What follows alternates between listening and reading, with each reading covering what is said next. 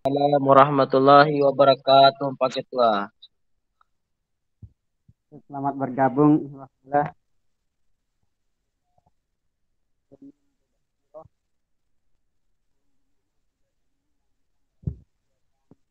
Yang minggu lalu yaitu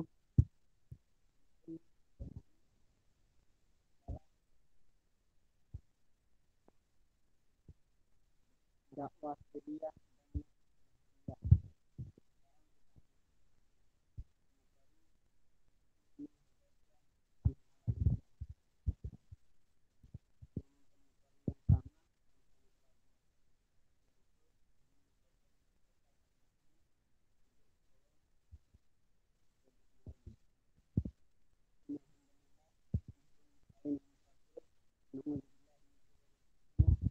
Sayyati a'malina may yahdihillahu fala mudhillalah wa may yudhlil fala hadiyalah. Asyhadu an la ilaha illallah wahdahu la syarikalah wa asyhadu anna Muhammadan abduhu wa rasuluh. Amma ba'd. Wa qala ta'ala fi kitabil karim, ya ayyuhalladzina amanu taqullaha haqqa tuqatih wa la tamutunna illa wa antum muslimun. Puja dan puji syukur atas kehadirat Allah Subhanahu wa taala, ialah zat yang maha mengatur segala bentuk skenario yang ada di muka bumi ini, dan dialah zat yang menentukan segala kejadian yang ada di atas muka bumi ini.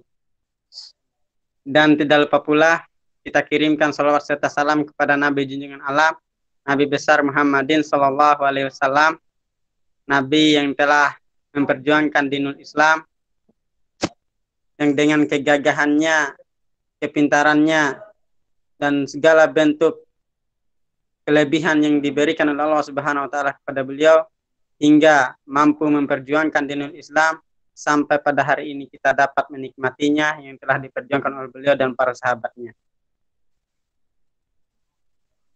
Ihwafillah, hari ini kita akan melanjut pembahasan yang seperti yang saya sampaikan tadi, yaitu hikmah Habasyah tanah awal hijrah ini. Mudah-mudahan apa yang menjadi penyampaian materi pada malam hari ini dapat bermanfaat untuk kita semua. Amin amin ya rabbal alamin. Sebelum kita mulai, Afan, Ana ingin tanya, apakah pematerinya sudah hadir?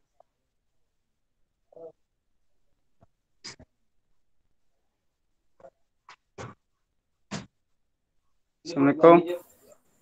Belum tunggu dulu bentar. Oke, Ana buka dulu ya. Belum, Pak Ketua. Ya, silakan. Oke. Mari kita sama-sama membuka agenda ini dengan sama-sama melafazkan al-basmalah. Bismillahirrahmanirrahim.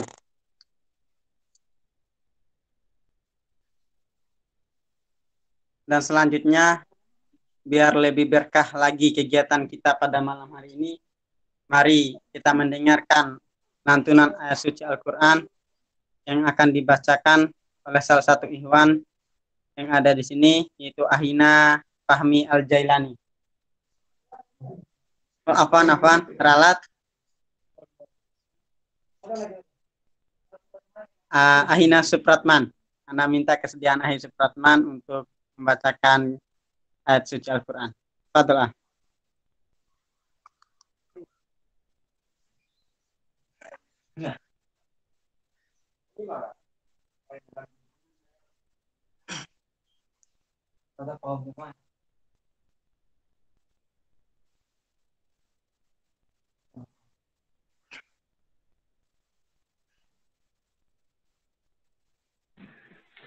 Supratman atau Superman Supratman ini lagi mau dibacakan. Masya Allah, semangat.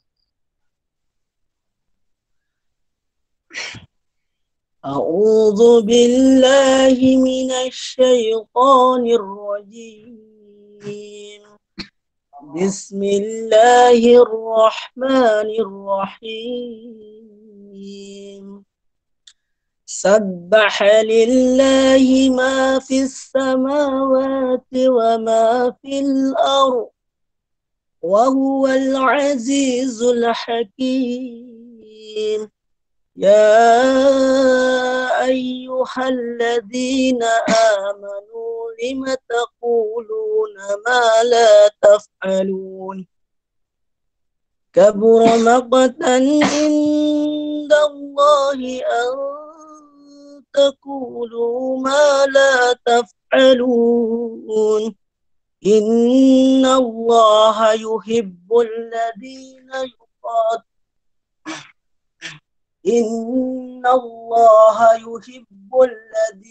يقاتلون في سبيله صفا كأنهم بنيان مرصوص صدق الله العظيم.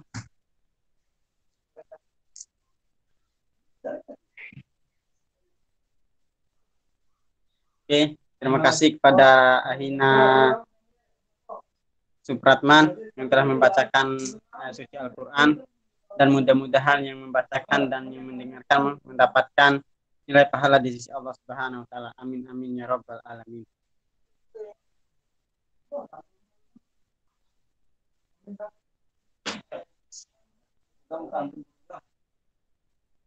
Gimana, apakah pematerinya sudah hadir?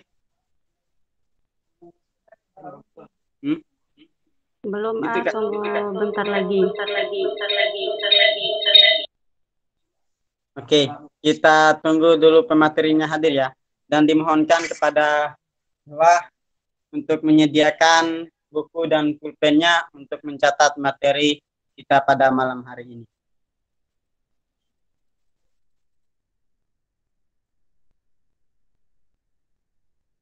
Atau motivasi dari ketua PD.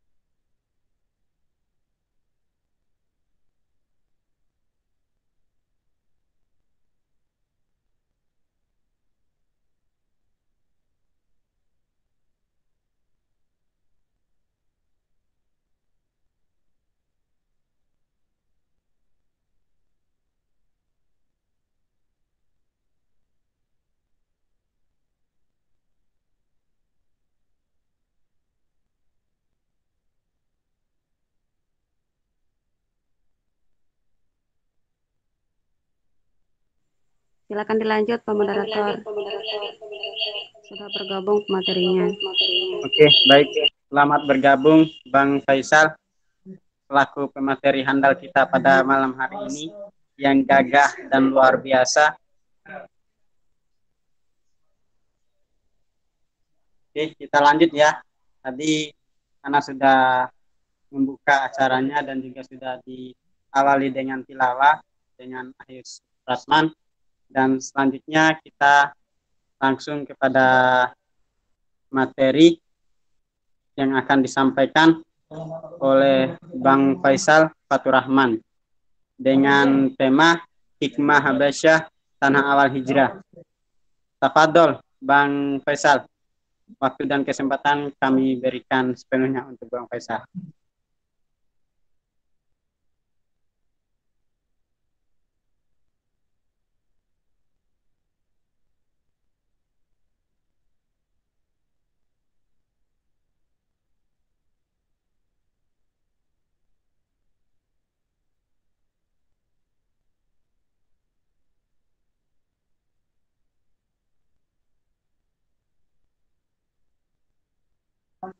Bang, Ya, udah mulai. Afwan, Bismillah. oke, Bang, Ini lanjut. udah masuk ya suaranya? Sudah, Bang, sudah. Oke.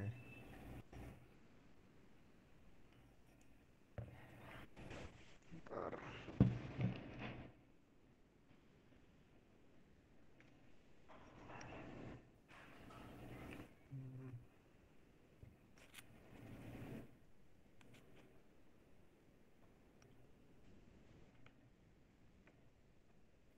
Ya, Bismillah. Assalamualaikum warahmatullahi wabarakatuh.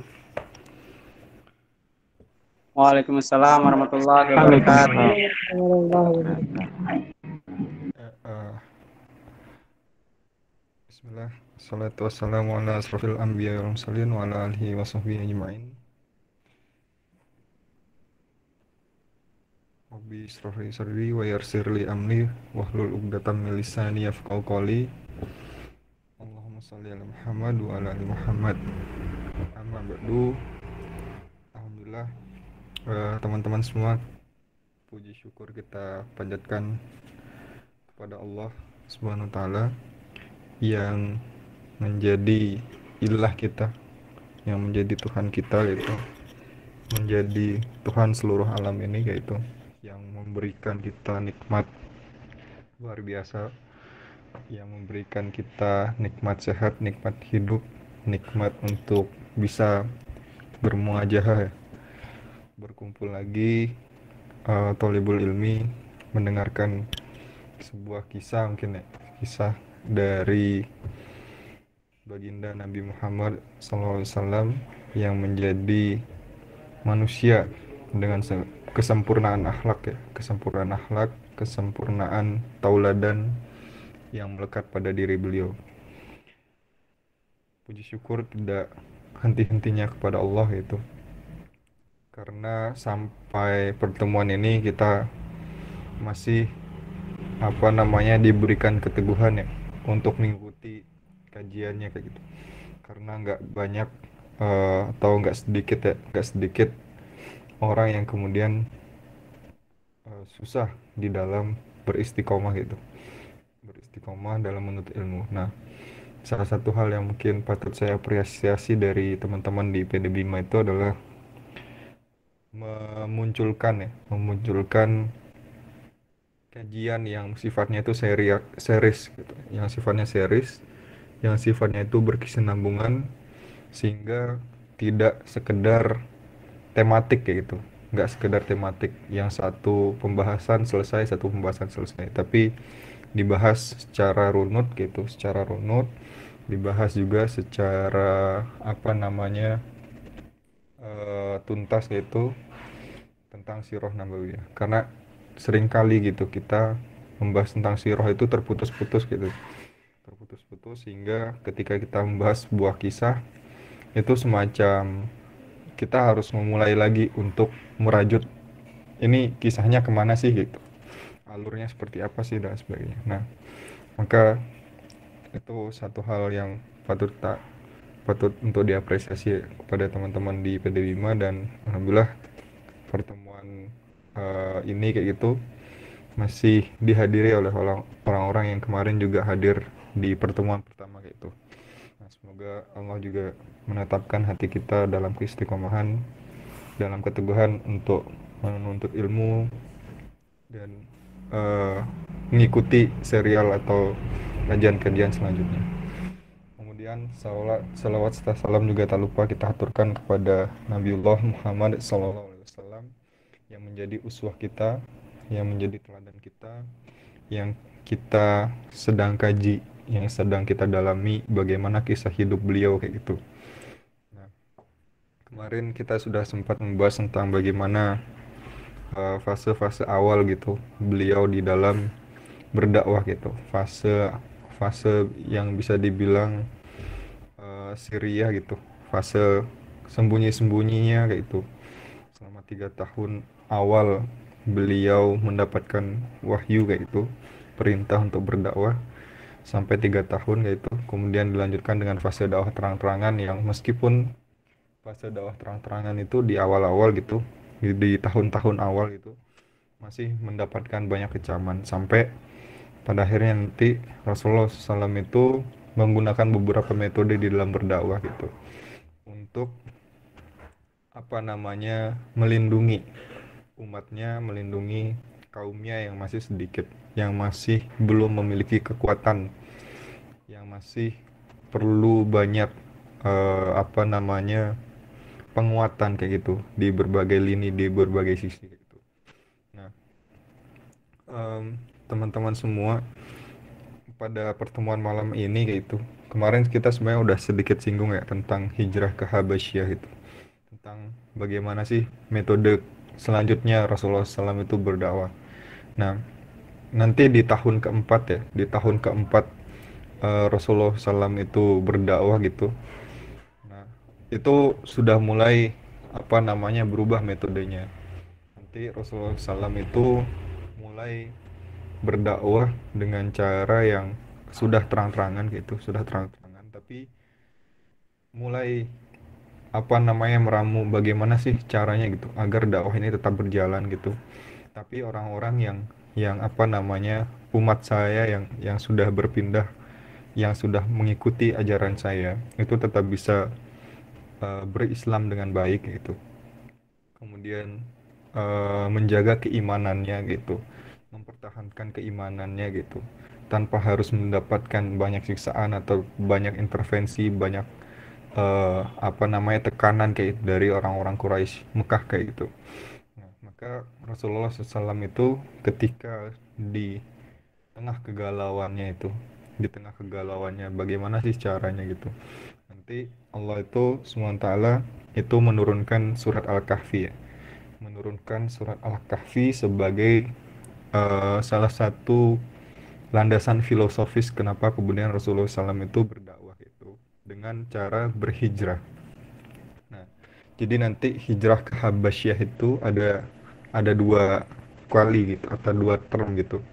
Nah, hijrah pertama itu nanti Rasulullah SAW itu mengirim ada 12 utusan kayak gitu, 12 orang kayak gitu. Ada 12 orang yang nanti terdiri dari laki-laki dan perempuan. Nah, nanti terdiri dari 12 orang laki-laki dan 4 orang perempuan gitu. Jadi kurang lebih ada 16 orang kayak gitu. Ada 16 orang yang Rasulullah SAW itu utus untuk hijrah ke Habasyah yang pertama kayak gitu. Nanti hijrah yang pertama ini Rasulullah SAW itu menunjuk Utsman bin Affan sebagai salah seorang mas'ul dalam perjalanannya atau ketua dalam perjalanannya. Nah, kisah dari surat Al-Kahfi yang Allah turunkan di Al-Quran gitu untuk Nabi Muhammad di tengah kegalauannya itu kan menceritakan tentang 3 kisah ya. Kisah pertama nanti ada tentang kisah Ashabul Kahfi gitu. Nah, kisah Ashabul Kahfi ini menjadi salah satu landasan filosofis kenapa kemudian Rasulullah SAW itu berhijrah. Nanti di surat Al-Kahfi ayat 16 itu Allah berfirman, dan apabila kalian meninggalkan mereka dan apa yang mereka sembah selain Allah, maka carilah tempat berlindung ke dalam gua itu.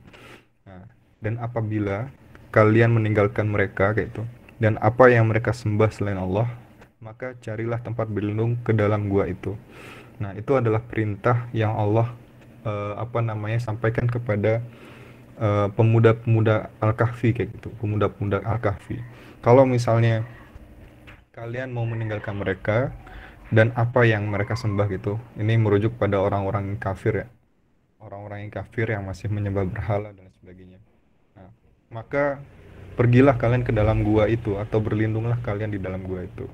Nah, ini adalah salah satu perintah yang menjadi landasan filosofis kenapa kemudian Rasulullah SAW itu memerintahkan untuk para sahabat itu berhijrah ke Habasyah. Karena nanti di Habasyah itu ada seorang raja gitu, ada seorang raja yang mungkin dia bisa dibilang bukan muslim gitu, tapi dia memiliki keadilan ya dalam berpikir dan kemudian memperlakukan rakyatnya kayak gitu, sehingga dia menjamin hak-hak rakyatnya dengan adil kayak gitu. Nah, disitulah kemudian kenapa dipilihlah Habasyah gitu sebagai tempat berlindung, karena kayak ibaratnya gini teman-teman semua, mungkin analoginya nggak apple to apple ya, nggak sepadan. Tapi saya coba apa namanya menggunakan analogi ini.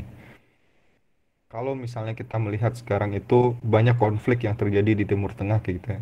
Di Timur Tengah, entah itu di Suriah, entah itu di Libya dan lain sebagainya gitu. Nah, banyak sekali orang-orang yang apa namanya bisa dibilang refugees ya, atau orang-orang pengungsi ini, orang-orang yang mencari suaka itu, misalnya orang-orang di Rohingya dan sebagainya. Banyak sekali mereka yang perginya itu ke Eropa misalnya. Kenapa mereka pergi ke Eropa? Karena di Eropa itu ada apa namanya, ada perlindungan hukum ya, internasional terhadap hak-hak manusia, human right kayak itu, tentang hak-hak asasi manusia. Sehingga ketika mereka apa namanya mencari suaka ke Eropa itu, mereka bisa lebih terjamin kayak itu, hak-hak mereka untuk hidup dan sebagainya. Nah, itulah kenapa kemudian salah satu perintah dari hijrah ke Habasyah itu juga apa namanya, kenapa Rasulullah SAW itu memilih Habasyah gitu, karena nanti di Habasyah itu ada Raja Najasyi ya, yang berkuasa di Habasyah. Dia tuh ya tadi, dia tuh mungkin bukan orang yang Muslim atau orang yang Islam itu, belum menerima keislaman kayak gitu. Tapi bagaimana cara dia mentreatment gitu, memperlakukan orang-orang yang ada di wilayahnya, itulah yang membuat kemudian Rasulullah SAW itu percaya kayak gitu, bahwa umatnya kayak gitu, 16 orang yang beliau kirim untuk berhijrah ini akan mampu kayak gitu, akan mampu untuk mempertahankan akidahnya, mempertahankan agamanya kayak gitu di sana kayak gitu. Nah, itulah kenapa kemudian nanti apa namanya Rasulullah SAW itu juga setelah periode hijrah pertama nanti akan disusul lagi gitu, akan disusul lagi hijrah kedua gitu di Habasyah. Nanti setelah apa namanya 16 orang nanti akan dikirim lagi 36 orang kayak gitu, 36 orang di dalam fase hijrah kedua gitu. Nah, dan nanti di Habasyah ini teman-teman semua, salah satu ibrohnya itu nanti Allah menurunkan sebuah surat ya, ayat di surat Az-Zumar gitu, yang artinya orang-orang yang berbuat baik di dunia ini memperoleh kebaikan, dan bumi Allah itu luas, sesungguhnya hanya orang-orang yang bersabarlah yang dicukupkan pahala mereka tanpa batas gitu. Nah, di dalam surat Az-Zumar ini Allah menyampaikan orang-orang yang berbuat baik di dunia ini akan memperoleh kebaikan gitu. Nah, itulah yang apa namanya yang membedakan kita dengan non muslim gitu. Jadi orang-orang yang berbaik di dunia ini akan memperoleh kebaikan. Itu merujuk apa namanya, kalau di tafsir Al-Azhar itu merujuk pada tindakan-tindakan yang dilakukan oleh Raja Najasyi itu sendiri, bahwa kebaikan mereka itu akan dibalas di dunia kayak gitu. Jadi orang-orang yang apa namanya dalam kondisi dia belum beriman kayak itu kepada Allah kayak itu, maka kebaikan-kebaikannya itu akan dibalas oleh Allah kayak itu, tetap akan dibalas, tapi akan dibalas ya di dunia kayak gitu. Nah, karena pada dasarnya kan ya tadi dunia itu adalah tempat yang sementara sifatnya. Nah, kemudian Allah melanjutkan, dan bumi Allah itu luas. Nah, sesungguhnya apa namanya, kenapa Allah menegaskan dan bumi Allah itu luas? Nah, itulah kenapa juga kemudian proses berhijrah itu jadi hal yang lumrah aja gitu. Jadi jangan merasa bahwa oh karena saya di sini gitu tersiksa dan sebagainya gitu, akhirnya ya udah kita merundung aja gitu, cuman bisa merundung kayak gitu. Nah, saya pikir ini juga hal yang perlu kita pahami. Mungkin teman-teman nih kayak misalnya ada Nur gitu kan, ada beberapa teman-teman yang lain gitu yang pernah pergi keluar gitu, atau pernah mencoba untuk sekolah di luar gitu, mendapatkan kesempatan atau mendapatkan rezeki ya untuk sekolah di luar, pasti akan merasa bahwa ya tadi bumi Allah itu akan luas gitu, dan ternyata Bima itu kecil gitu, ternyata kampung halaman saya itu kecil gitu, ternyata oh Wera itu sempit loh kayak gitu, nggak seberapa dari apa yang saya coba lalui. Misalnya Dedi juga pernah main ke Padang, Bukit Tinggi gitu. Oh ternyata Sumatera itu luas banget gitu. Kalau misalnya yang kita ngerasa dari Lombok ke Bima itu udah jauh banget kan, berapa 13 jam gitu. Oh ternyata kalau misalnya kita di Padang gitu, itu Padang itu posisinya persis tengah-tengahnya Sumatera ya. Kalau misalnya dari Padang itu ke Lampung aja, itu butuh waktu 1 hari. Kurang lebih sekitar 18 sampai 19 jam naik bis. Nah, coba teman-teman bayangin itu jauh lebih panjang dari jaraknya dari Lombok ke ke Bima kayak gitu. Itu baru setengahnya. Belum lagi kalau misalnya ke Aceh kayak gitu. Nah, jadi ya udah kayak gitu. Jangan merasa bahwa kalau misalnya kita tidak mendapatkan sesuatu di tempat kita gitu, atau kita tidak bisa melihat sesuatu dari tempat kita gitu, maka berhijrahlah kayak gitu. Hijrah atau pergilah gitu. Coba keluar kayak gitu. Dan saya yakin teman-teman yang pernah berkesempatan untuk berhijrah gitu. Kemarin misalnya siapa namanya Supratman itu DM2 di Mataram kayak gitu. Pasti akan merasa oh ternyata gini loh, ternyata NTB tuh luas banget gitu. Nah itu juga hal yang pertama kali yang saya rasakan ketika misalnya saya berkunjung ke Bima gitu. Oh ternyata jauh sekali gitu, dan ternyata NTB tuh luas banget gitu, dan kerasa gitu bahwa ada perbedaan gitu antara Lombok, Sumbawa, Bima kayak gitu, dan Dompu gitu. Ada perbedaan-perbedaan gitu, baik dari perbedaan geografisnya, perbedaan karakter masyarakatnya, ada perbedaan-perbedaan ya gitulah.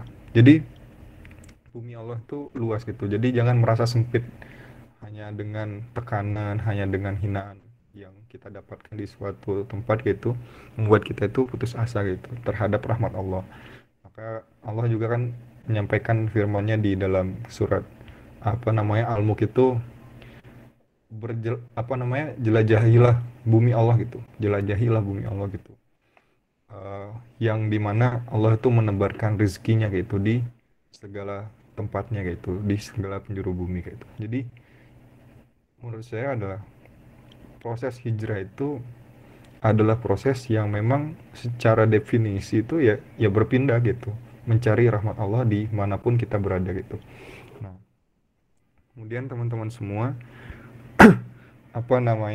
proses hijrah yang pertama itu nanti membuat sebuah bisa dibilang akan ada batu loncatan gitu, di mana hijrah pertama ini nanti akan membuat orang-orang Quraisy itu geram gitu.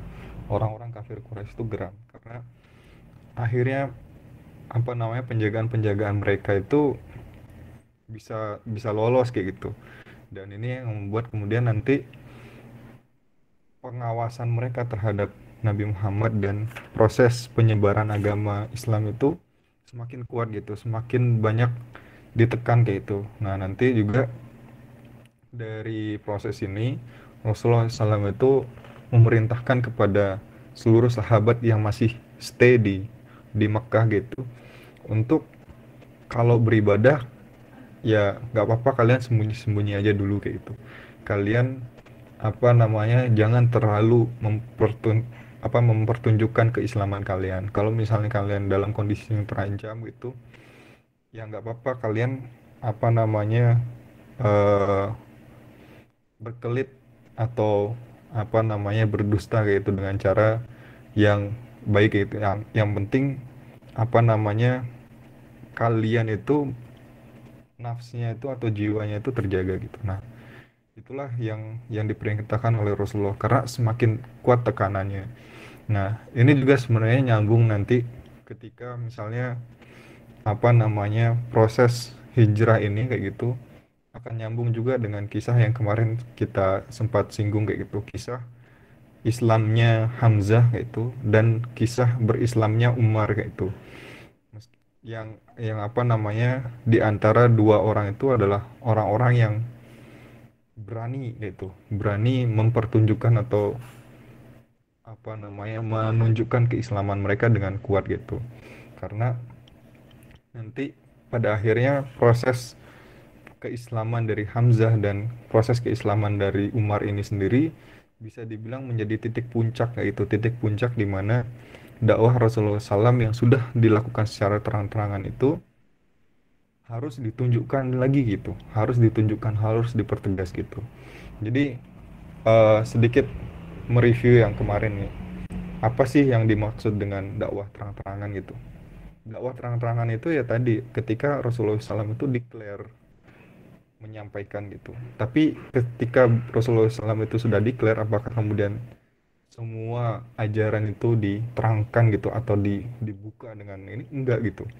Jadi tetap bertahap gitu, tetap bertahap. Dan Rasulullah SAW ketika sudah mensyiarkan bahwa beliau adalah seorang Rasul, yaitu di tahun ketiga itu ya justru semakin banyak dapat tekanan gitu, semakin banyak dapat ancaman kayak itu dari Abu Jahal, dari Abu Thalib lah dan sebagainya, dari kabilah-kabilah yang ada di sana, dari suku-suku yang ada di sana, yang dalam tanda kutip terancam kayak gitu eksistensinya.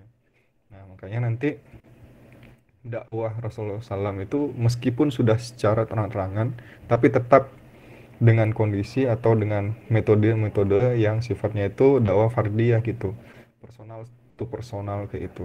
Jadi bahkan kalau misalnya mau ngaji pun itu Rasulullah SAW itu kan membentuk atau meminjam ya rumahnya Arkom bil Abi Arkom gitu untuk sebagai markas dakwah atau sebagai markas kaderisasinya mereka gitu. Nah, karena apa? Karena kalau Rasulullah SAW itu menyampaikan dakwah di depan Ka'bah gitu, ya belum bisa gitu, belum berani kayak gitu dalam tanda kutip. Karena ancaman terhadap nyawanya itu jauh lebih tinggi kayak gitu daripada keberhasilan atau kesuksesan dakwahnya gitu. Makanya kan di sini yang harus kita pahami ya tentang metodologi dakwah itu, bahwa dakwah itu memang harus bertahap gitu, menyesuaikan dengan konteks, dan ada kaidah ya, kaidah fikih tentang apa namanya mencari sesuatu yang lebih besar syafaatnya daripada mudorotnya. Dan salah satu kenapa apa namanya dakwah Rasulullah SAW itu meskipun sudah dideklarkan gitu bahwa Rasulullah itu adalah seorang Rasul gitu, tapi tetap dengan proses-proses yang sifatnya itu tertutup, yang sifatnya itu personal, yang sifatnya itu apa namanya ya masih pelan-pelan gitu. Karena itu tadi, karena maslahatnya akan jauh lebih banyak itu. Yaitu tadi ya, kalau kita apa namanya merujuk pada siasat syariahnya Ibnu Taimiyah gitu, bahwa maqasid syariah itu kan yang pertama itu adalah hifzun nafs ya. Jadi hifzun nafs itu di atasnya hifzuddin ya. Jadi menjaga jiwa itu dulu gitu. Jadi hifzun nafs baru hifzuddin gitu. Menjaga agama, kemudian baru menjaga harta ya, hifzul mal gitu. Nanti hifzun nasl dan hifzul akal gitu. Jadi hifzun nafs itu menjaga jiwa itu jauh lebih penting. Makanya nanti ada salah sebuah kisah, misalnya kisahnya siapa namanya keluarga Amr ya, keluarga Amr yang nanti ayahnya itu dibunuh dan nanti ibunya juga Sumayyah itu dibunuh kayak itu. Nah nanti Amr itu ditanya gitu sama apa namanya kafir, saya lupa siapa yang membunuh anak apa namanya kedua orang tuanya itu. Jadi ditanya gitu, apakah kamu mau mengakui atau menghilangkan keimananmu kayak gitu. Nah sampai ditanyakan 2 kali 3 kali gitu, dan dia akhirnya secara apa lisan gitu, secara lisan itu mengingkari keimanannya, tapi di dalam hatinya tetap masih teguh dalam keimanan gitu. Makanya nanti dilihat oleh Rasulullah SAW dan disampaikan kepada dia gitu bahwa nggak apa-apa, apa yang kamu lakukan itu sudah benar, bahwa selagi kamu apa namanya tidak mengimaninya di dalam hatimu, dan selama hatimu itu masih teguh dalam keimanan gitu, maka nggak masalah kamu berdusta dengan cara seperti itu gitu, untuk menjaga jiwamu. Karena apa? Karena kalau misalnya kita mati teman-teman semua, ya nggak akan ada lagi proses nggak akan ada lagi cara gitu untuk bisa menjaga agama atau menjaga yang lainnya gitu. Makanya itu penting, eh, hidup itu penting ya gitu. Hidup itu penting ya gitu. Karena dengan kita hidup gitu, kita masih bisa memiliki kesempatan ya untuk menjaga eh, hal-hal yang lain kayak itu, yang menjadi tujuan dari syariah itu sendiri. Nah, itu teman-teman semua. Terus nanti di tahun kelima gitu, di tahun kelima itu em, Rasulullah SAW itu mengutus kembali apa namanya eh, umatnya gitu untuk kemudian berhijrah ke Habasyah gitu. Nah, kemudian ada berjumlah 83 orang ya, 83 orang laki-laki dan 18 wanita gitu. Jadi hijrah yang kedua itu ada 83 laki-laki dan 19 wanita. Nah, jadi berapa tuh totalnya? 19 tambah 83 gitu. Jadi sekitar 101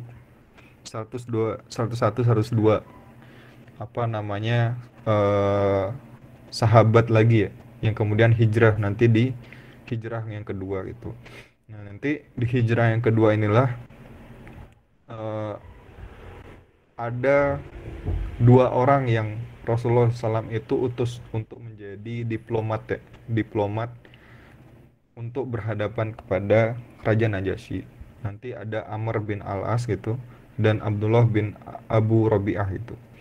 Nah, mereka kemudian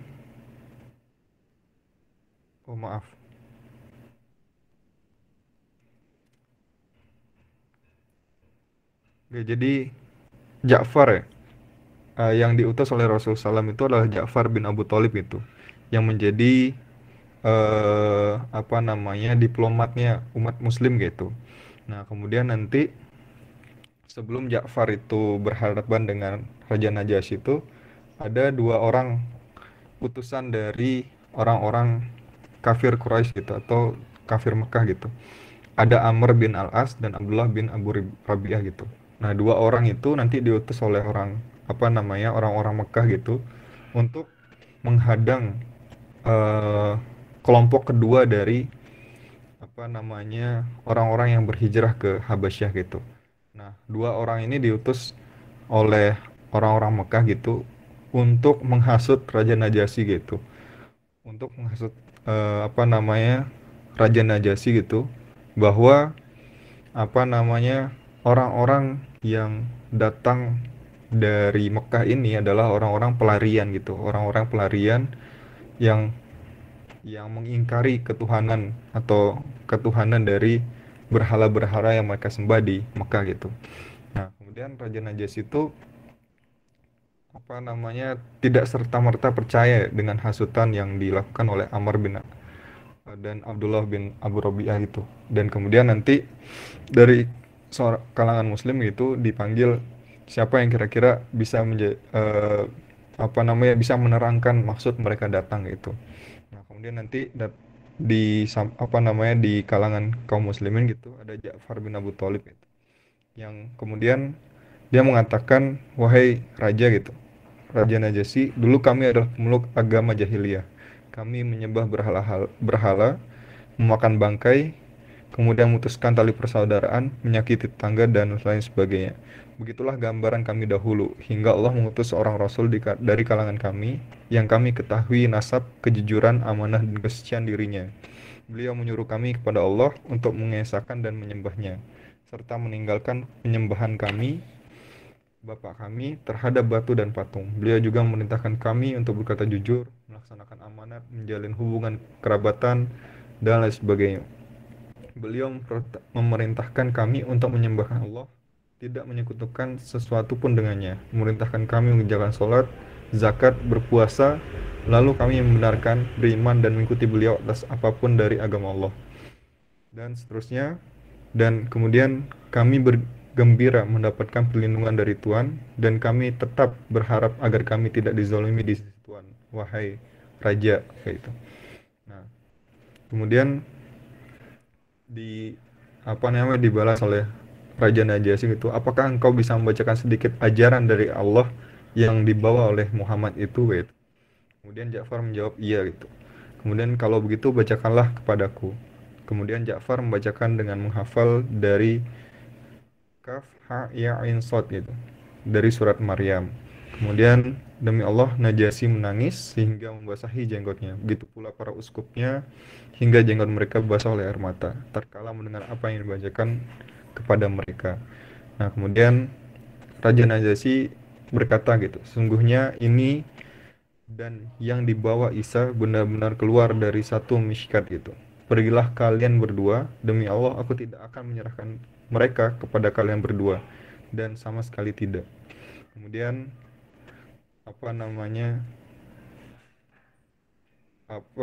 teman-teman atau sahabat Rasulullah SAW itu yang diutus gitu, kemudian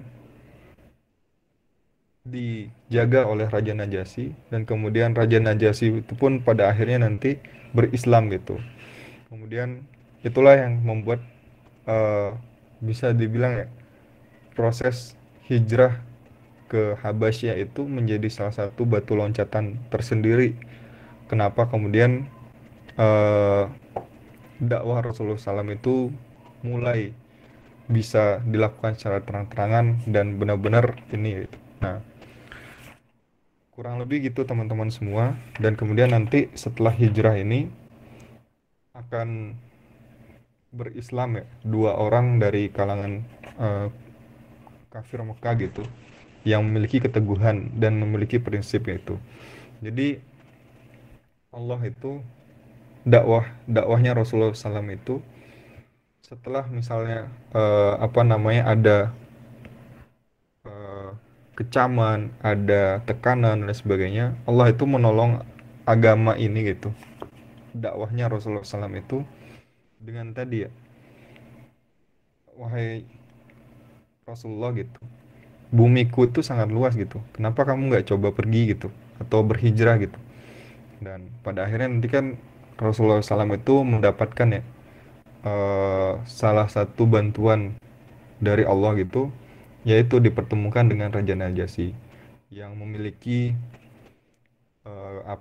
kekokohan ya di dalam bernegara gitu. Dia sudah memiliki, bisa dibilang bergen lah, daya tawar gitu. Dia sudah memiliki posisi gitu, posisi yang kuat gitu, karena dia sudah memiliki daerah gitu, dia sudah memiliki pasukan dan sebagainya. Dan pada akhirnya nanti inilah yang membuat kemudian dakwah Rasulullah SAW itu semakin menguat, dan masuk Islamnya Hamzah setelah proses ini gitu, setelah proses hijrah ke Habasyah, masuk Islamnya Hamzah, masuk Islam kemudian Umar gitu, itu semakin mengokohkan barisan dari Islam itu di awal-awal, semakin mengokohkan barisan atau barisan dakwah dari Rasulullah SAW itu di awal-awal gitu, sudah mendapatkan bantuan dari, atau pengakuan lah bisa dibilang, pengakuan dari negara tetangga gitu. Kemudian dilengkapi lagi dengan pasukan-pasukan yang memiliki tekad dan nekat gitu, yang luar biasa gitu, seperti Hamzah dan Umar gitu. Nah, kalau kita melihat gitu teman-teman semua, kenapa sih kemudian nanti Rasulullah SAW ini harus berhijrah ya? Sebenarnya kalau kita merunut di dalam sebuah sejarah bangsa kita juga ya, di tahun 1945 itu setelah Indonesia merdeka, Indonesia itu kan langsung bersama dengan Ki Agus Salim gitu, Agus Salim dengan beberapa tokoh di Indonesia gitu, langsung menjalin diplomasi gitu ke luar negeri. Makanya nanti salah satu negara yang mengakui kedaulatan atau kemerdekaan bangsa Indonesia itu kan nanti ada Palestina, kemudian ada Mesir, kemudian ada beberapa negara di Semenanjung Arab dan sebagainya, yang kemudian pengakuan itu memang penting gitu untuk menunjukkan kita sebagai sebuah negara yang memiliki backingan dalam tanda kutip ya, mendapatkan bergen ya, posisi kayak itu, mendapatkan daya tawar gitu, sehingga kalau misalnya ada yang mau apa namanya invasi lagi dan lain sebagainya, seenggaknya kita sudah bisa bilang lah, gue punya temen nih gitu yang siap bantu gitu. Kalau lo berani gitu, gue panggil teman gue gitu. Jadi kalau lo beraninya sendiri, gue punya temen nih, ntar gue keroyok lo gitu. Kayak gitulah kurang lebih ya bahasanya. Jadi itulah yang membuat atau menjadi salah satu ibro ya, kenapa kemudian hijrah ke Habasyah itu menjadi salah satu eh, bisa bilang sequel ya, sequel penting di dalam perjalanan dakwah Rasulullah SAW gitu. Karena dengan hijrahnya Rasulullah SAW dan para sahabat itu ke apa namanya, ke Habasyah gitu, itu membuat pengakuan pertama kali, pengakuan terhadap agama Allah gitu, atau Islam itu sendiri. Itu adalah pengakuan pertama yang bersifat legal, yang bersifat sah gitu, dari sebuah negara yang dipimpin oleh raja gitu, dengan para pemuka-pemuka agamanya gitu, bahwa Islam itu adalah agama yang benar gitu, bahwa Islam ini emang benar agamanya gitu. Nah, itulah salah satu hal penting atau ibroh ya, dari hijrah ke Habasyah. Makanya teman-teman juga kalau misalnya ya punya sebuah ide atau punya sebuah gagasan gitu, atau punya sebuah sebuah ini ya, bisa dibilang terobosan lah gitu. Yang paling penting itu juga pengakuan ya, pengakuan yang dari misalnya sesuatu yang lebih tinggi. Misalnya teman-teman nih, taruhlah siapa Nur gitu, punya ide untuk membuat kelas bahasa atau kelas baca gitu. Nah, bagaimana sih agar kelas bahasa atau kelas baca itu bisa meluas gitu manfaatnya? Maka Nur itu harus coba membuka komunikasi misalnya dengan dinas kebudayaan atau dinas pendidikan, atau bahkan misalnya dari NGO-NGO gitu. Nah, yang sudah memiliki nama, sehingga ketika Nur itu ingin mengimplementasikan kelas bahasanya atau kelas bacanya di mana, di Bima gitu, misalnya eh, di mana ya, daerah Bima tuh Wera ya, misalnya di Wera gitu, itu ya langsung orang-orang sana, oh ternyata dapat dari sini-sini gitu, oh backingannya dari sini-sini, jadi orang akan lebih lebih apa, segan ya bahasanya, bisa lebih segan gitu untuk kemudian mempercayai kelas yang dibuat oleh Nur gitu. Oh, orang-orang yang ngajar itu orang-orang yang berintegritas gini gini gini. Oh, ternyata dia didukung sama dinas nih. Oh, berarti udah lumayan nih, kredibel nih, kayak itu.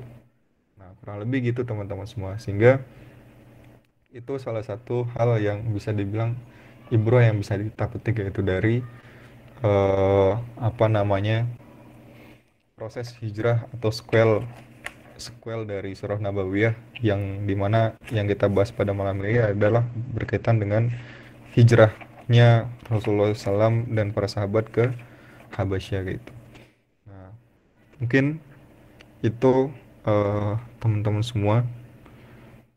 Insya Allah untuk materi kita di pertemuan kali ini gitu, berkaitan dengan hijrah ke Habasyah ya, hijrah pertama dan kedua ke Habasyah. Mungkin itu dulu. Kepada teman-teman semua saya persilahkan kalau misalnya ada hal yang ingin ditanyakan. Tafadhol. Baik, terima kasih kepada Bang Faisal yang telah menyampaikan materi yang sangat luar biasa, yang membuka cakrawala berpikir kita bahwasanya dakwah itu bukan hanya pada satu tempat, tapi bumi Allah ini luas untuk kita mencari ridhonya Allah Subhanahu wa Ta'ala. Dan selanjutnya kita masuk ke sesi diskusi atau yang ingin bertanya. Tafadhol kepada ikhwah kalian yang ingin bertanya, sampaikan pertanyaannya, tapi satu-satu ya. Dalam sesi ini Ana buka dua sesi. Sesi pertama 2 pertanyaan, sesi kedua Ya, mungkin 2 pertanyaan juga, kalaupun memungkinkan waktunya untuk masih bisa bertanya. Ya, tafadhol lah ingin bertanya.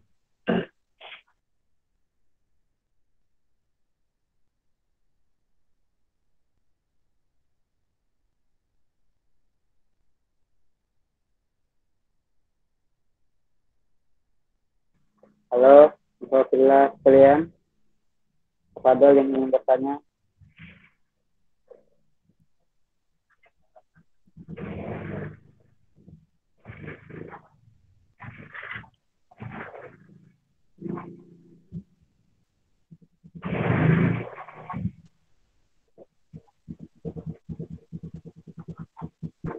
Baik, ya. Ada yang ingin bertanya?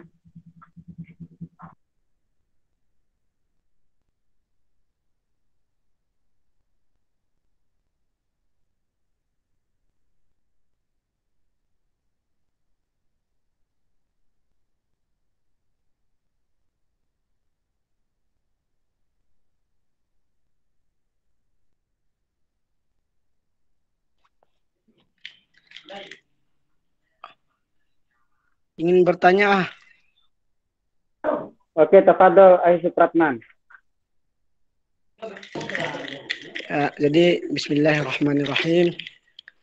Ingin bertanya terkait materi hijrahnya para sahabat atau yang didelegasikan ke Habasyah yang dipimpin oleh Raja Najasyi. Mungkin sedikit Bang tadi, atau saya yang salah dengar atau gimana. Abang tadi bilang tadi yang dibunuh itu keluarga Amr, tapi yang aneh baca itu keluarga Yasir. Iya benar, Yasir ya. Jadi benar, bukan itu keluarga pertanyaannya, Yasir. meluruskan saja. Jadi pertanyaannya, kan kita ketahui kan Mekah ataupun Madinah kan diapit oleh kekuasaan yang besar, yaitu Romawi dan Persia. Kenapa Nabi Muhammad tidak mendelegasikan saudara-saudaranya atau delegasinya ke Roma misalnya atau ke Persia? Kenapa harus ke Habasyah? Mungkin itu yang menjadi pertanyaan aneh. Mungkin itu. Assalamualaikum warahmatullahi wabarakatuh. Waalaikumsalam warahmatullahi wabarakatuh. Sungguh pertanyaan yang sangat luar biasa dari Ayy Supratman. Jadi mungkin bisa langsung dijawab ya Bang ya. Mungkin bisa ditangkap apa yang menjadi pertanyaan Ayy Supratman barusan, atau udah diulang? Ya, pertama terima kasih tadi udah mengkoreksi ya. Jadi memang keluarga Yasir nanti anaknya itu namanya Amr ya, Amr bin Yasir. Nah, nanti kan keluarga Yasir ini ada 3 orang ya. Jadi ada Yasir bin Amr, kemudian nanti ada anaknya namanya Amr bin Yasir, sama istrinya namanya Sumayyah. Nah, nanti kedua orang tuanya ini kan meninggal. Kedua orang tuanya ini yang meninggal, kemudian satu-satunya yang selamat itu ya anaknya tadi, atau Ammar bin Yasir gitu. Nah, terima kasih udah dikoreksi tadi oleh Supratman terkait dengan hal itu. Kemudian selanjutnya terkait dengan kenapa sih nggak diutus ke negara-negara atau imperium besar gitu yang mengapit Jazirah Arab ketika itu. Ya karena tadi teman-teman semua bahwa ketika kita melihat peta politik yaitu di Jazirah Arab, kita harus memahami bahwa Romawi dan Persia itu nggak akan mungkin mau menerima agama baru kayak gitu. Mereka pasti punya resistensi ya, pasti punya eh, daya tolak ya, penolakan karena tadi kalau misalnya kita melihat Quraisy sendiri gitu, atau kabilah-kabilah yang ada di Mekah itu sendiri gitu, bagaimana mereka menolak ajaran Nabi Muhammad, maka bagaimana dengan imperium yang lebih besar lagi yang sudah bisa menguasai sekian eh, apa namanya luas daerah di dunia gitu. Nah, kemudian apa kelebihan dari Raja Najasyi? Nah, seperti yang saya katakan tadi, Raja Najasyi itu ibarat Palestina ya. Mungkin ibarat Palestina ketika Indonesia merdeka. Mungkin negaranya itu kecil ya. Mungkin kerajaannya itu memang kecil gitu. Tapi bukan besar kecilnya itu yang dilihat gitu, tapi bagaimana penerimaan mereka gitu. Bagaimana penerimaan mereka, bagaimana cara mereka memperlakukan orang-orang Muslim, dan bagaimana kemudian kedekatan mereka, kefakihan mereka terhadap agama yang mereka anut gitu. Nah, jadi dengan terhadap prinsip yang mereka anut gitu. Nah, itulah yang membuat kemudian kenapa Rasulullah SAW itu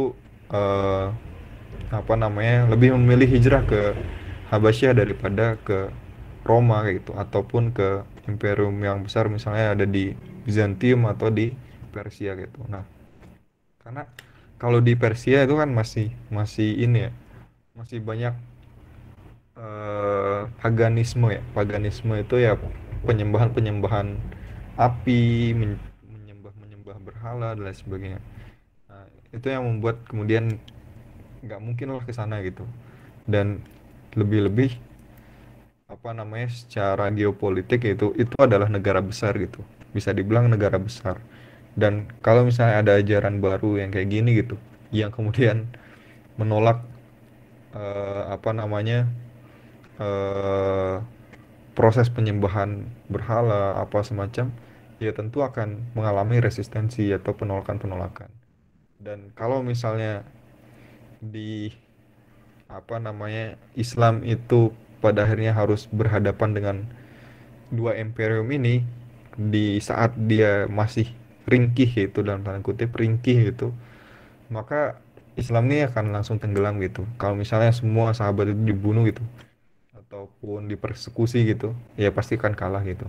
Nah, kurang lebih itu yang membuat kenapa sih harus bertahap gitu dari sesuatu yang mungkin kecil gitu. Makanya kan salah satu ininya juga kecanggihan diplomasinya, misalnya Agus Salim itu ya udah gitu, kita cari negara yang dekat, memiliki kedekatan dengan kita, misalnya Palestina atau Mesir gitu, memiliki kedekatan ya tadi berlandaskan akidah misalnya, atau berlandaskan nilai. Kalau misalnya akidahnya berbeda gitu, minimal nilai yang dimiliki atau yang dibawa itu sama gitu, yaitu nilai misalnya kemanusiaan ya, nilai-nilai humanisme itu, sehingga ada titik temu atau ada titik aman gitu ketika kita berdiplomasi. Kemudian kenapa sih Mesir kayak gitu misalnya, ya karena Mesir tadi meskipun dia masih memiliki kesamaan fikroh gitu, kesamaan tujuan gitu. Nah, kurang lebih itu sih yang membuat kemudian kenapa sih kita bukan kita, kenapa sih kemudian Rasulullah SAW itu memerintahkan para sahabat itu untuk hijrah ke Najasyi gitu. Nah, kurang lebih gitu sih. Jadi bertahap gitu, kita bertahap. Ibaratnya kalau misalnya kita ibaratkan gitu, bagaimana sih kalau misalnya kita di tingkat komisariat itu ingin melejit gitu, ya harus bertahap gitu. Diplomasinya jangan langsung misalnya ke bupati, atau langsung diplomasi ke gubernur gitu atau ke presiden, enggak gitu, tapi bertahap. Misalnya kalau di tingkat komisariat kita diplomasi pertama itu di mana, misalnya ke tingkat warek gitu, wakil rektor, atau ke tingkat rektorat gitu. Kemudian baru diplomasi misalnya di tingkat desa, punya desa binaan gitu, punya desa mitra dan sebagainya. Dan kalau misalnya nanti sudah naik tingkat gitu ke tingkat PD, nah baru nanti diplomasinya itu tingkat kecamatan dulu misalnya, antar antar desa gitu, baru diplomasi ke bupati, ke dinas-dinas dan sebagainya, instansi-instansi yang sifatnya lebih formal dan lain sebagainya. Nah, kalau misalnya nanti udah naik lagi tingkatnya ke tingkat wilayah, tingkat PW gitu, nah diplomasinya naik lagi ke tingkat gubernur, kemudian jejaringnya udah ke NGO-NGO yang bisa dibilang internasional lah kelasnya, atau nasional lah kelasnya gitu. Nah, begitu seterusnya gitu. Jadi ada tahapan-tahapannya, dan saya kira ya tadi ya, pemilih memilih apa namanya Habasyah itu sebagai tempat hijrah pertama itu sudah tepat gitu, karena tempatnya itu di semenanjung apa namanya perbatasan ya Afrika gitu. Tinggal nyebrang apa namanya Laut Merah itu aja gitu, terus nyampe gitu. Terus udah nyebrang, cuma nyebrang itu Laut Merah aja gitu udah nyampe, dan kemudian yang penting aman dari kejaran orang-orang Quraisy gitu.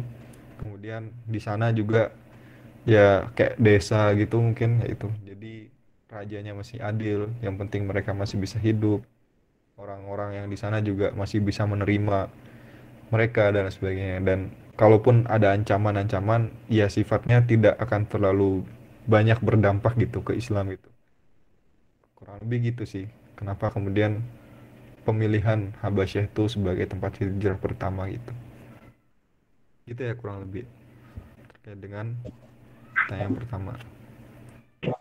Oke, terima kasih Bang atas jawaban yang dari pertanyaan pertama dari Ayah Supratman. Gimana Ayah Supratman? Jelas? Alhamdulillah selesai. Dan semoga ini juga tidak hanya menjadi ilmu bagi anak saja, semoga menjadi ilmu bagi para audiens yang lainnya juga. Jazakallahu khair Bang. Umur barakatuh. Assalamualaikum. Waalaikumsalam. Oke, ini lanjut di pertanyaan selanjutnya Bang dari BPK kami Bima. Ini Anda bacakan ya. Boleh disampaikan ke kami Pak, kenapa Ja'far yang dipilih Rasulullah menjadi seorang diplomat utusan kaum muslimin? Apa yang Ja'far punya? Sementara masih ada Abu Bakar di Mekah atau sahabat Nabi yang lainnya. Sepertinya ada yang istimewa di diri Ja'far sampai-sampai diutus oleh Rasulullah untuk pergi ke tanah Habasyah dan bertemu Raja Najasyi. Apa yang dipunya Ja'far agar bisa diteladani oleh kader kami? Bersebab di daftar karakter kader kami ada indikator kader kami mampu menjadi diplomat. Itu Bang pertanyaan kedua.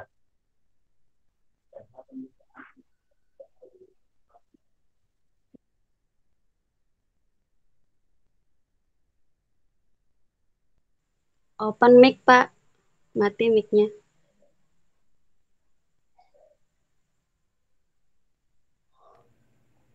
Ini udah hidup ya? Ya. Kenapa sih kemudian Rasulullah SAW itu menunjuk Ja'far ya untuk menjadi salah seorang diplomat atau utusan Islam gitu, para sahabat gitu, untuk menjadi diplomat ya dalam hijrah kedua ke Habasyah gitu. Nah, Ja'far itu sendiri kan memiliki salah satu syafaat ya, yang apa namanya, yang Rasulullah SAW itu bisa dibilang apa ya, memiliki kelebihan ya, memiliki syafaat yang Rasulullah itu kasih julukan itu, saya lupa istilah Arabnya. Kalau misalnya kan ada beberapa tuh, misalnya Umar itu dijuluki sebagai apa namanya Al-Faruq ya, pembeda yang hak dan yang batil. Kemudian nanti Khalid bin Walid itu dijuluki sebagai pedangnya Allah gitu. Kemudian nanti ada Nusaibah yang dijuluki sebagai tamengnya Rasulullah gitu. Nah, Ja'far itu sendiri itu dijuluki sebagai burung surga ya. Nah, karena kelihayannya beliau di dalam diplomasi dan perang. Nah, Ja'far itu sendiri masih memiliki silsilah kerabatan ya dengan Rasulullah SAW, yaitu sepupunya Nabi gitu. Jadi Ja'far ini anaknya Abu Thalib gitu, pamannya Rasulullah SAW. Dan kemudian kelebihan yang dimiliki oleh Ja'far itu,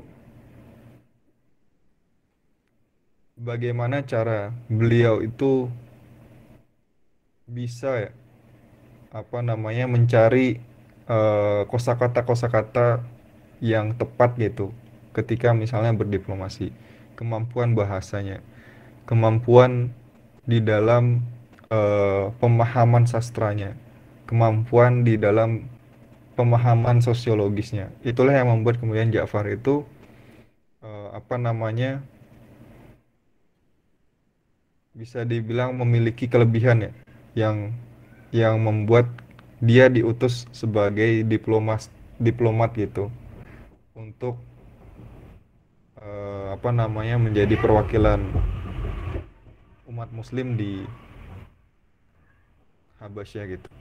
Jadi kemampuan-kemampuan yang dia miliki itu adalah kemampuan diplomasi, kemampuan bahasa ya, kemudian kemampuan eh, apa namanya, sastra, kemampuan bahasa, kemampuan sastra gitu. Kemudian kemampuan sosiologis. Karena kan nanti Ja'far itu sendiri, teman-teman semua, dia sebenarnya bisa dibilang 11-12 dengan Ali bin Abi Thalib ya. Bedanya Ali bin Abi Thalib itu, Ali itu penguasaan ilmunya itu menyeluruh gitu. Nah, sedangkan Ja'far itu spesifik. Kemampuan Ja'far itu spesifik di bidang sosiologi, di bidang sastra, di bidang bahasa gitu. Itulah kenapa kemudian nanti Ja'far itu ketika berdiplomasi dengan Raja Najasyi itu, dia sudah mampu tuh untuk memahami, oh karakternya orang-orang di Habasyah itu seperti ini gitu. Karakter orang-orangnya itu adalah karakter orang-orang desa, pedesaan yang apa namanya, punya, ya kalau kita ibaratkan tuh legowo ya, kerendahan hati gitu. Ya kalau kalau kita ibaratkan di Bima itu, orang-orang Habasyah itu orang-orang yang lembu ade semua gitu. Gimana ya? Orang-orang yang murah hati semua gitu. Jadi orang-orangnya yang kemudian mudah untuk menerima orang-orang baru gitu. Nah, asalkan sikap atau pembawaan yang mereka ini kan itu adalah pembawaan-pembawaan yang baik. Makanya kan nanti Ja'far itu ketika berdiplomasi dengan Raja Najasyi itu sendiri, dia menggunakan istilah-istilah baik ya, menggunakan bahasa-bahasa yang baik.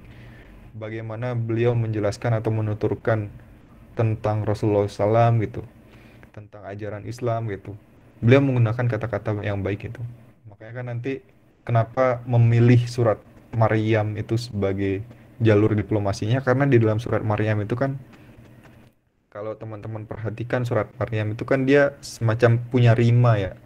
Punya rima. Rima itu kayak pantun, akhiran yang sama gitu. Jadi gimana? Misalnya bukan aduha, asyam gitu. Wasyam siwa duhaha. Nah, semua akhirannya itu kan ha tuh. Nah, kurang lebih gitu. Dan di surat Maryam itu kan juga sama ya, memiliki rima kayak gitu di dalam suratnya. Nah, kenapa kemudian penyampaiannya itu pakai surat Maryam? Satu, karena tadi dia punya kadar sastra yang tinggi gitu. Dalam artian ya punya kadar sastra yang tinggi. Kemudian nanti kandungan dari surat Maryam itu sendiri berbicara tentang kisahnya Maryam, kelahirannya Nabi Isa, kemudian dan lain sebagainya gitu. Bagaimana doanya Nabi apa namanya, astagfirullah, Zakaria gitu, Nabi Zakaria gitu. Tadi ada Zakaria di sini. Mana Zakaria itu? Nah, ini ada masih Zakaria. Jadi Nabi Zakaria itu kan tentang doanya Nabi Zakaria gitu, untuk meminta anak gitu, nanti dikasih nama Yahya dan lain sebagainya. Jadi pemilihan surat pun dengan kadar sastra yang tinggi gitu, kemudian dengan makna yang mendalam gitu, dan itu tepat karena Raja Najasyi itu adalah orang-orang yang masih Nasrani gitu, yang masih memiliki keteguhan dalam tanda kutip ya, memegang teguh agamanya gitu, Nasraninya gitu. Tapi di satu sisi mereka adalah orang-orang yang adil gitu, Kalau misalnya yang benar ya dibilang benar gitu. Nah, penilaian-penilaian yang adil. Makanya kenapa sih kisah itu yang diangkat gitu ya, karena tadi dia mengandung silsilah nabinya Nabi Isa gitu, dan dia mengakui bahwa ada keteledoran di dalam agamanya dalam menuhankan Isa gitu sebagai anak Tuhan gitu. Jadi itulah teman-teman kenapa kemudian Ja'far itu dipilih oleh Rasulullah SAW, karena tadi dia mampu membaca gitu, mampu membaca siapa sih yang dia ajak dialog ini, siapa sih yang dia ajak untuk berdiskusi ini, siapa sih yang mereka ajak untuk apa namanya berdiplomasi ini. Nah, itu salah satu hal yang membuat kemudian Ja'far itu dipilih oleh Rasulullah. Selain tadi kemampuan berbahasanya, kemampuan sastranya, juga kemampuan sosiologisnya dalam membaca gitu. Nah, itu juga hal yang penting ya, yang ya kalau misalnya tadi dikaitkan dengan apa sih hal yang penting yang harus dimiliki oleh kader kami ya, sebenarnya ada di kredo tuh, kita adalah politisi yang piawai berwacana gitu, diplomat yang apa namanya ulung dan sebagainya. Saya lupa di kredo nomor berapa itu, kredo nomor 6 ya kalau nggak salah, kredo terakhir gitu. Jadi ya memang seorang kader kami itu harus bisa menjadi seorang politisi gitu, yang piawai berwacana gitu, yang menjadi seorang diplomat gitu. Jadi ya itu, karena diplomasi gitu itu juga dibutuhkan oleh kader-kader kami, karena salah satu kemampuan yang harus dimiliki oleh seorang juru dakwah itu adalah kemampuan dia di dalam berretorika ya, kemampuan berbahasa, kemampuan untuk menyamakan frekuensi dari pilihan-pilihan bahasa yang dia gunakan untuk berdakwah ke kaumnya. Kalau misalnya kaumnya itu levelnya seperti ini, segini, oh dia harus pakai bahasa-bahasa seperti ini. Kalau yang dia dakwahkan itu levelnya segini gitu, lebih tinggi lagi, oh berarti dia harus meninggikan lagi retorikanya atau gaya bahasanya, dan seterusnya. Kalau misalnya orang-orang yang dia dakwahin ini adalah orang-orang yang penikmat kopi senja kayak gitu-gitu ya, oh berarti dia harus didekati dengan cara-cara yang sedikit lebih puitis, sedikit lebih romantis dan sebagainya gitu. Jadi kurang lebih gitu sih teman-teman semua. Jadi kemampuan untuk berbahasa, kemampuan menguasai bahasa, kemampuan untuk berdiplomasi itu memang dibutuhkan untuk setiap juru dakwah gitu.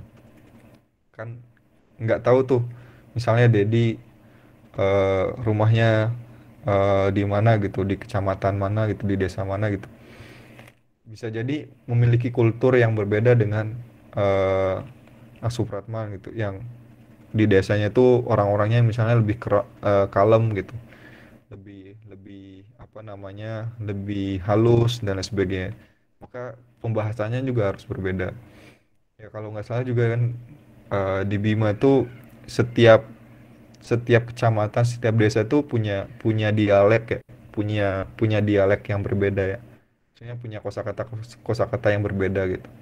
Punya diferensiasi perbedaan-perbedaan kultur dan lain sebagainya. Nah, saya kira itu juga harus menjadi salah satu pembacaan kader-kader kami di tingkat komisariat ataupun di tingkat daerah gitu, di Bima khususnya, untuk bagaimana pendekatan-pendekatan kebudayaan itu juga perlu diperhatikan gitu di dalam berdakwah.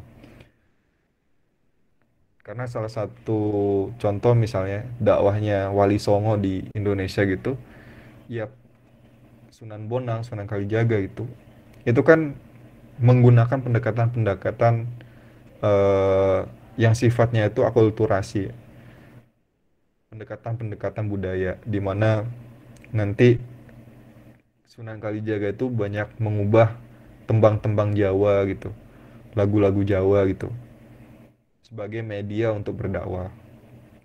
Karena orang-orang yang dia dakwah itu adalah orang-orang yang notabene dulunya adalah orang-orang Hindu kayak gitu, yang gemarnya itu adalah nyanyi, yang gemarnya itu adalah bermusik, nonton wayang dan lain sebagainya. Nah, nanti salah satu triknya Sunan Kalijaga itu, dia itu membuat teman-teman tahu gapura nggak? gapura. Gapura itu pintu masuk ya. Biasanya ada kalau misalnya mau masuk desa atau apa ada gapura. Nah, gapura itu kan bahasa serapan ya. Bahasa serapan dari gofur atau maaf gitu, pemaaf atau memaafkan gitu. Nah, itu Sunan Kalijaga itu ketika dia membuat sebuah pentas seni gitu. Misalnya dia mau membuat pentas perwayangan gitu dengan musik atau dengan wayang gitu. Nanti di depan itu dia di depan pintu masuk itu dia buat itu kalimat syahadat gitu di atas itu. Dia buat kalimat syahadat di pintu gerbangnya itu, dan kemudian syarat mereka untuk menonton itu atau mengikuti pentas seni yang dibawakan oleh Sunan Kalijaga itu adalah mereka harus masuk lewat gerbang itu dan harus membaca kalimat yang ada di atas gerbang itu. Nah, kalimatnya itu adalah kalimat syahadat, la ilaha illallah wa asyhadu anna Muhammadar Rasulullah gitu. Jadi itu harus dia baca gitu. Nah, kenapa kemudian dia baca? Ya, ketika dia baca, maka dia sudah masuk Islam. Dan ketika dia sudah masuk Islam, Allah itu sudah memaafkan segala dosa-dosanya yang lalu. Nah, itulah kenapa kemudian pintu-pintu gerbang itu di desa-desa sekarang gitu kan disebut gapura. Karena pada dasarnya itu adalah salah satu metode dakwahnya Sunan Kalijaga, yaitu dengan cara membuat pentas seni. Kemudian syarat untuk dia orang-orang itu ikut adalah melalui pintu itu dengan bersyahadat. Nah, makanya ketika mereka mau ikut gitu, ya mereka harus membaca itu. Dan kemudian ketika mereka membaca itu, mereka pada akhirnya sudah diampuni seluruh dosa-dosanya gitu. Makanya disebut gapura atau gofuro gitu, gofur gitu. Sudah dimaafkan, sudah dihilangkan dosa-dosanya yang lalu dan sebagainya. Nah, metodologi dakwah seperti itu, teman-teman semua, kreativitas kita di dalam berdakwah itu perlu kita baca atau perlu kita asah gitu. Nah, salah satu hal yang tadi bisa kita ambil pelajaran dari hijrah ke Habasyah itu ya tadi bagaimana kemudian inovasi kita di dalam berdakwah itu tidak kemudian terpaku hanya dengan satu metode, tapi banyak metode. Dan hijrah itu sendiri adalah salah satu metode dari dakwah itu sendiri. Karena pada akhirnya nanti kita bisa bilang ya, semua ulama itu rata-rata orang-orang yang pasti berhijrah gitu. Pasti melakukan proses hijrah atau berpindah. Kayak misalnya Imam Syafi'i gitu. Dari Syam kemudian dia hijrah gitu ke Mekah gitu untuk menuntut ilmu dan sebagainya. Begitu juga Bukhari, Muslim dan sebagainya, ulama-ulama besar kita gitu pasti melakukan hijrah gitu. Karena apa? Karena proses hijrah itu tidak hanya membuat kita kaya secara intelektual, tapi juga membuat kita kaya secara bisa dibilang experience gitu, secara pengalaman gitu. Jadi pengalaman kita itu ketika kita berhijrah, kita akan bertemu dengan berbagai macam bentuk manusia. Kita akan bertemu dengan berbagai macam bentuk budaya. Kita akan bertemu dengan berbagai medan, perbedaan geografis dari yang hutan, gunung, gurun, dan lain sebagainya. Dan itu nggak akan kita bisa dapatkan hanya dari buku-buku. Karena kalau kita cuman berteori dari buku-buku, oh hutan itu seperti ini, oh orang ini, orang di desa ini seperti ini, ya kita nggak akan pernah bisa mendapatkan feel-nya, experience-nya, kita nggak akan pernah tahu itu. Sehingga itu membuat sensitivitas kita secara batin itu akan berkurang gitu, dan tidak lengkap gitu rasanya. Sehingga ketika kita merumuskan metode dakwah, kita akan ibaratnya itu terkungkung gitu dengan metodologi yang sempit gitu, dengan metodologi yang sederhana. Nah, saya pikir itulah pentingnya kenapa kita berhijrah, karena dengan hijrah itu bukan cuman perjalanan intelektual kita yang bertambah gitu, tapi juga proses batinnya kita juga akan terasa. Proses sosiologis kita juga akan terasa. Proses psikologis kita juga akan terasa. Karena akan beda mentalitas orang-orang yang sudah pernah merantau dengan orang-orang yang hanya berada di rumahnya gitu. Karena orang-orang yang merantau minimal mereka akan merasakan gimana rindunya, gimana tekanan mentalnya kalau lagi akhir bulan gitu, uang tinggal 10.000 gitu, terus gimana caranya mau makan dan lain sebagainya. Itu kan mengasah mentalitas ya, mengasah psikologis kita gitu. Jadi itu teman-teman semua, jadi ada berbagai macam hal yang bisa kita dapatkan dengan hijrah itu sendiri. Hijrah di sini kan kita tidak lagi membahas tentang hijrah yang sifatnya itu apa ya? Ya kalau sekarang kan banyak orang-orang yang bilang hijrah-hijrah itu yang awalnya tidak berhijab menjadi hijab. Enggak gitu. Yang kita bahas ini kan hijrah yang secara harfiah memang hijrah gitu. Atau berpindah gitu. Jadi dari satu lokasi ke lokasi yang lain gitu. Nah, kurang lebih itu sih teman-teman semua yang bisa kita ambil ya ibrohnya pada malam hari ini dari kisah hijrah para sahabat Rasulullah SAW ke Habasyah gitu. Mungkin itu saya kembalikan ke Dedi.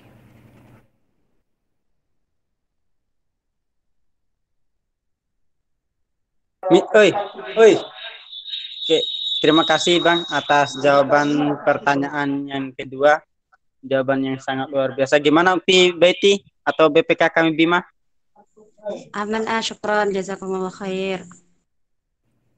Oke, mantap.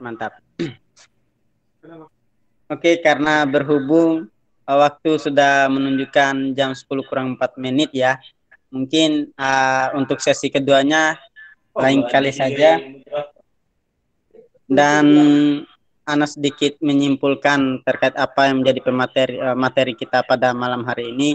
Jadi ihwafillah sekalian, bumi Allah ini luas dan bertebaranlah di seluruh bumi Allah ini, berhijrahlah dan sebarlah kebaikan di setiap bumi Allah Subhanahu wa taala gitu.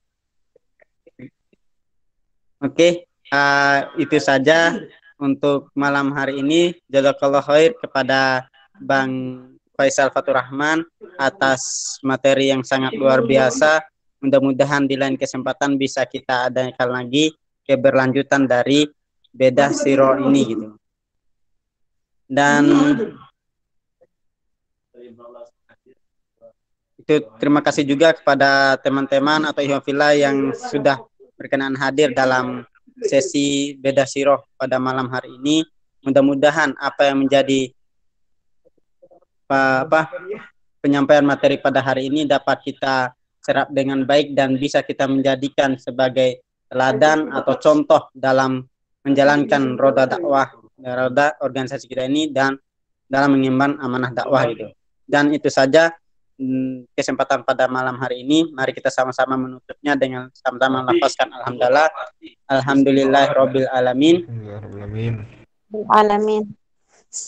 Doa kafarat iblis, subhanakallahumma bihamdika asyhadu an la ilaha illa anta astaghfiruka wa atubu ilaik, dan istighfar sebanyak-banyaknya. Wabillahi taufiq wal hidayah. Wassalamualaikum warahmatullahi wabarakatuh. Waalaikumsalam warahmatullahi wabarakatuh. Terima kasih banyak Bang Faisal. Jazakallahu khair. Lembu ade dah. Lembu ade. Bang Jekaria, gimana kabarnya Bang? Salam dari Bang Samlan.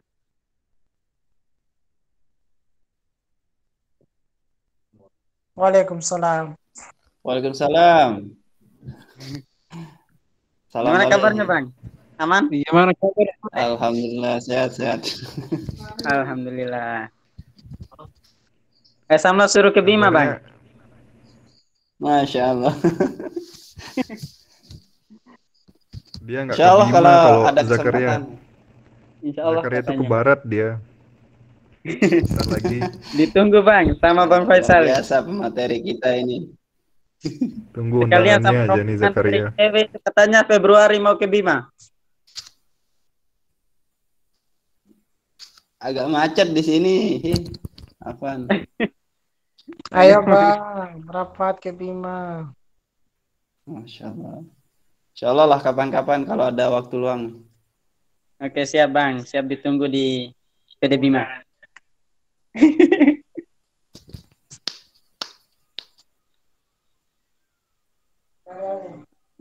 Ana izin live ya. Terima kasih pada teman-teman yang sudah sempat hadir. Ana izin live. Assalamualaikum warahmatullahi wabarakatuh. Waalaikumsalam warahmatullahi wabarakatuh.